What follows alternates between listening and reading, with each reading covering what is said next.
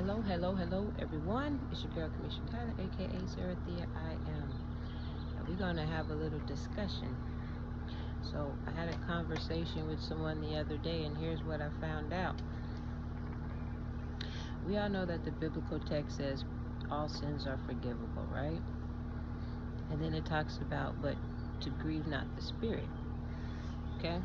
So, here's what's going on. Once somebody has realized that they have grieved the Spirit, right? Then you start seeing the transference of energy take place because they do not or they are uncomfortable in the consequence. And this is where you call people abusers or narcs or narcissists. Now, most times you will see them try to transfer that energy onto beings who are willingly uh, giving themselves or being available to being a piece of shit, basically. Okay? Now, if you're like me and you have insight and God has or the Spirit has revealed certain things to you, you're able to pick up on it, you're able to see it. Now, when these people surround themselves with like minded people, narcissists and abusers, all they're doing is, you know, playing tag with that energy where they're passing it on to one another. So most times you will see the one when they want to transfer it onto someone where they can have a take their innocence or their purity or their peace of mind. They're usually using a child. It could be their own child, or they're using someone who has upstanding or upright uh, character about themselves. And so you got to be careful because this could be the reason why a lot of these guys get into relationships with females with children, right? Not that they're going to lift a hand in either bathing the child, cooking food for the child, but they'll point out whether or not you're doing it and you're doing everything else, right?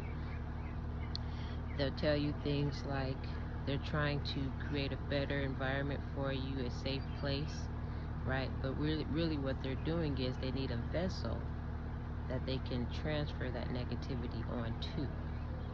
Okay? So, the other day I had prepared a meal for the children. I had showering the ones that needed help with it, clothing them, one walking back and forth to the store carrying groceries, right? And so when you bring stuff up, here's the thing that I noticed too.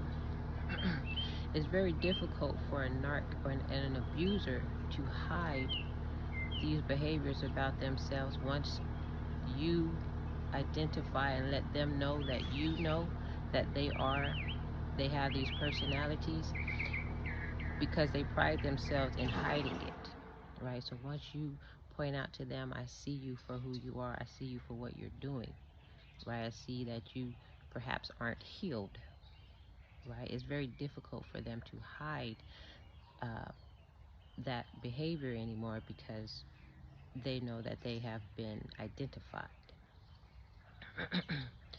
So, uh, you start to see them trying to transfer the energy. And so anything that you bring up to them in conversation wise that has nothing to do with the stuff that they're going to talk to you about, they're going to try to throw you off with one thing that you bring to them, right? They're going to try to throw the conversation off with everything else that they've done wrong to you, trying to blame and pinpoint their abusive behavior or narcissist behavior, right? Or lack of personality or accountability and responsibility onto that vessel because they do not want to deal with the consequences of biblical narrative that says, grieve not the Spirit, right? There's people that can do things to you that you can, be like, dang, that's messed up. I mean, it's forgivable.